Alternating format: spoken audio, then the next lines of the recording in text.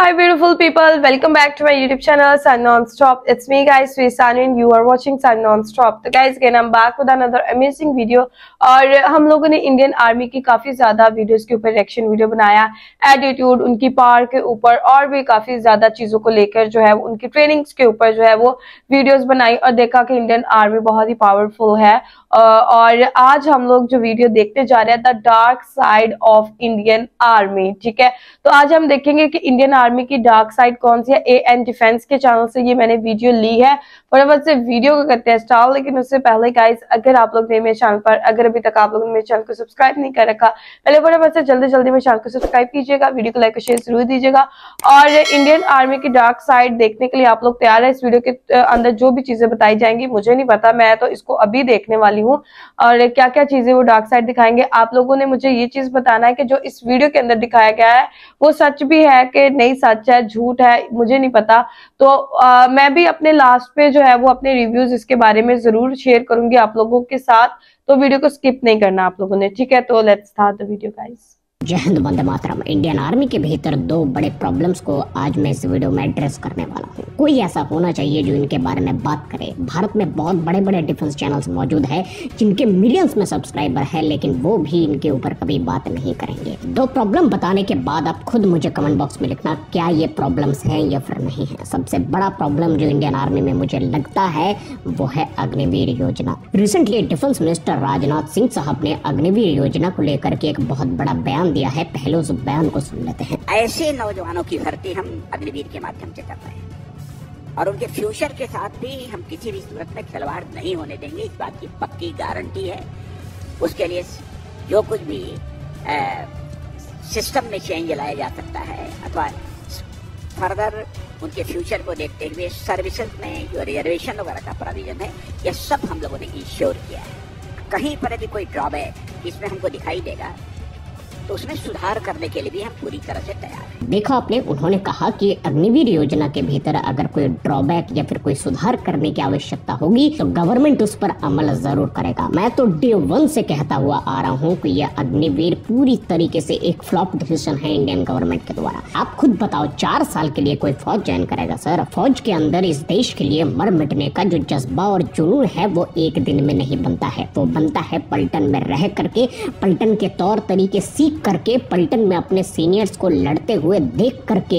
और अग्निवीर योजना के थ्रू अगर कोई सोल्जर ज्वाइन करता है तो 6 महीने तक उसकी ट्रेनिंग में निकल जाती है। 1-1.5 साल उसको पलटन के तौर तरीके सीखने में लग जाएंगे। तीसरे साल वो एक्सपीरियंस लेने ही वाला होता है कि चौथे साल वो बाहर जाने की तैयारी करेगा। आपको मैं ग्राउंड रियलिटी बताता हूँ। जितने भी बच्चे Indian army as a soldier join करना चाहते हैं वो कोई बहुत बड़े पैसे वाले घर के लड़के नहीं होते हैं, वो मिडिल क्लास या फिर लोअर मिडिल क्लास घर के लड़के होते हैं। अब आज की डेट में जहाँ पर बेरोजगारी इतनी चरम सीमा पर है, एग्जाम क्रैक करना, कंपटीशन इतना ज्यादा हाई हो गया है, उस स्थिति पर एक लड़का अग्निवीर के लिए प्रिपरेशन करेगा, एग्जाम देगा, उसका फिजिकल होगा, उसका रनिंग होगा, सब कुछ कंप्लीट होने के बाद उसकी नौकरी लगेगी तो 4 साल के बाद फिर वो बेरोजगार घूमेगा। एक एस्पिरेंट के पॉइंट ऑफ व्यू से आप सोचो सर, एक एस्पिरेंट जो इंडियन आर्मी को अपना पूरा जिंदगी देने के लिए तैयार है, उनको ये 4 साल के लिए रखेंगे और उसके बाद टाटा बाय बाय कह के उसको बाहर निकाल देंगे। फौज इस तरीके से नहीं चल सकता। एस्पिरेंट के पॉइंट ऑफ व्यू से आप सोचो, वो तो यही सोचेगा कि फौज के एग्जाम के लिए इतना मेहनत करने से अच्छा है मैं पुलिस के कांस्टेबल में नौकरी कर लेता हूँ, मैं एसएससी जीडी की तैयारी कर लेता हूँ,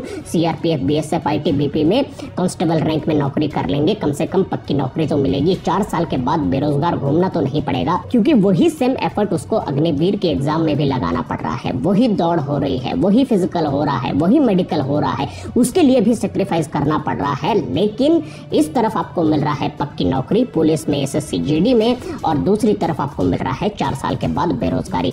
आप मुझे बताओ, आप अगर मिडिल क्लास बैकग्राउंड से बिलोंग करते हो, अगर आपके ऊपर फैमिली का प्रेशर है, आप कौन सा फील्ड चूज करोगे? और मैं आपको एक ग्राउंड लेवल की रियलिटी बता देता हूँ, फौज सिर्फ ऑफिसरों से नहीं चलता है। किसी भी ऑफिसर से आप पूछ करके देखिएगा, फौज की रीढ़ की हड्डी होती है जवान और जेसीओ। चाहे कितने भी बड़े colonel, brigadier, major, general rank के ऑफिसर ही क्यों ना हो, उनसे पूछ करके देखिएगा कि उनको सिखाने वाला कौन है। उनको सिखाने वाला एक जेसीओ या फिर जवान ही होता है। इसीलिए मैं आवाज उठाता चाहता हूँ कि अग्निवीर स्कीम पूरी तरीके से खत्म होना चाहिए। अगर आपको इस तरीके का कोई स्कीम लाना ही है फिर आप इसे स्टेट पुलिस में लागू कर दो, क्योंकि स्टेट पुलिस के 90% पर्सनल्स बड़े बड़े पेट लेकर के घूमते हैं, उनके लिए ये चीज होना जरूरी है। दूसरी जो सबसे बड़ी प्रॉब्लम इंडियन आर्मी में अभी है वो है पेंशन। फौज की पेंशन बंद कर दी गई है सर, इससे बुरा और क्या हो सकता है इस देश में। बहुत बड़े बड़े इंटेलेक्चुअल लोग बैठे हुए हैं जो चिल्लाते रहते हैं, चीखते रहते हैं, फौज के बारे में बात करते हैं। मैं सबसे पूछना चाहता हूँ सर कि आप पेंशन के बारे में क्यों नहीं बात करते हो, आप गवर्नमेंट को इसके बारे में सवाल क्यों नहीं करते हो, ये तो सबसे गलत चीज है सर।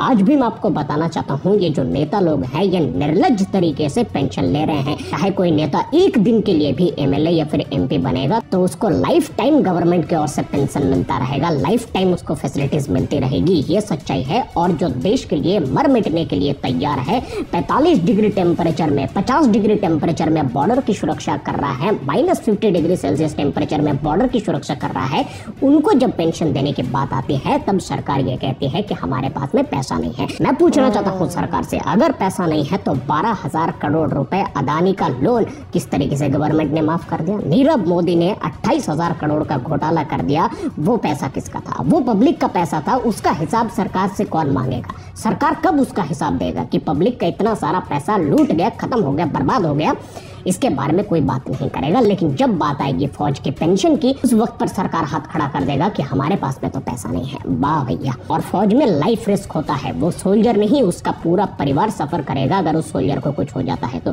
फिर उसके पास से आप पेंशन को भी छीन लेते हो। अगर वो सोल्जर अपनी जवानी, अपनी पूरी लाइफ फौज को, इस देश को दे सकता है, फिर देश उसको एक पेंशन की जो सुविधा है वो नहीं दे पा रही है सर। बताओ, ये हालत है देश की। और यहाँ पर नेता लोग चीख चीख कर कह रहे हैं कि हम तीसरे बड़े अर्थव्यवस्था हो गए हैं, चौथे बड़े अर्थव्यवस्था हो गए हैं।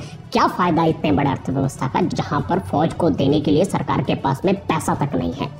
ये सच्चाई है सर, ये ग्राउंड रिपोर्ट है जिसके बारे में बात कर रहा हूँ, आवाज उठा रहा हूँ। आपसे मैं पूछना चाहता हूँ यार, आप डिफेंस को फॉलो करते हो इसीलिए इस वीडियो को यहाँ तक देख रहे हो, आपको क्या लगता है ये सही हो रहा है या फिर गलत? नीचे कमेंट करके जरूर बताइएगा और इस वीडियो को शेयर कीजिएगा सर, क्योंकि हम हमेशा फौज के साथ में खड़े थे, हैं और रहेंगे। नमस्कार, जय हिंद, वंदे मातरम।